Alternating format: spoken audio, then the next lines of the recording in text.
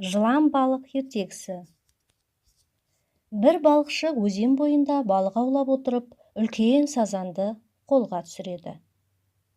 Мұны көрген бай оған: "Сен менің жерімде балық аулап отырсың, ал мұнда балық аулауға тыйым салынады. Не айыппұл төле, не балығыңды маған бер", деп балықшының балығын тартып алыпты. Жылап отырған балықшыны алдар көсе көріп қалады. Ол одан неге мұңайып отырғанын сұрағанда, балықшы байдың не істегенін айтып береді. Алдар: "Егер мен саған балығыңды қайтарып берсем, менімен бөлісесің бе?" деп сұрайды. "Әрине бөлісемін", деп жауап береді балықшы. Алдар енді байды қуып жетпек болып, оның артынан жүреді.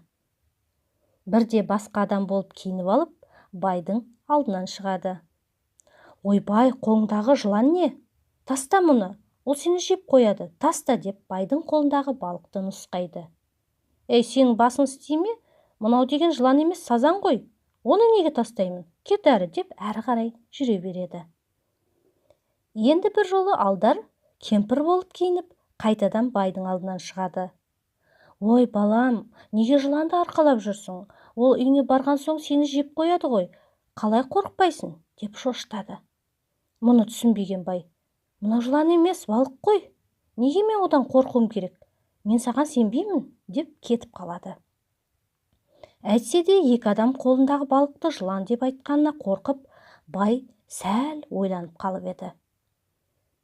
Алдар үшінші рет қарт адам болып киініп байға қайта жолығады. Осы жолы бай өзі келіп сұрайды: "Қария, қараңызшы, менің қолымдағы балық па, жылан ба?" "Мынау нағыз сұр жылан. Сен оны үйіңе апарған бойда ол сені және сенің отбасыңды жеп қояды. Осы балықты саған біреу әдейі берген ғой", дейді. Шошып кеткен бай: "Онда мен не істеуім керек?" деп сұрайды. "Сен бұл жыланды кімнен алсаң, сол кісіге қайтарып бер. Жылан сен емес, оны жесін", дейді. Бай қуанып өзен жағасында отырған балықшыға балығын қайтарып береді. Ал Алдар мен балықшы екеуі сазанға бір тояды.